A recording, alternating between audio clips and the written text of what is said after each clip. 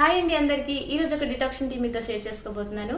Hibiscus tea అన్నమాట. Hibiscus లో vitamin C ఉంటుంది, B2 ఉంటుంది, కాల్షియం, ఐరన్, యాంటీ ఆక్సిడెంట్లు ఉంటాయి. వీటి వల్ల కిడ్నీలో రాళ్ళు ఏర్పడకుండా చేస్తుంది, హై బ్లడ్ ప్రెషర్ ని కంట్రోల్ వస్తుంది, బ్లడ్ షుగర్ ని కూడా నార్మల్ లో ఉంచడానికి చాలా ఉపయోగపడుతుంది.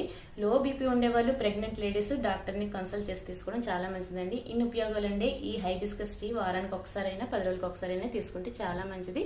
మీరు కావాలంటే ఇదంతా కరెక్టో లేదో తెలుసుకోవాలంటే ఒకసారి గూగుల్కి వెళ్ళి చెక్ చేయొచ్చు. ఇందులో ఇంకా చాలా హెల్త్ బెనిఫిట్స్ ఉన్నాయి. అన్ని 1 minute వీడియోలో చెప్పలేం కదా, మెయిన్ పాయింట్స్ అన్ని కూడా మీతో షేర్ చేసుకున్నాను.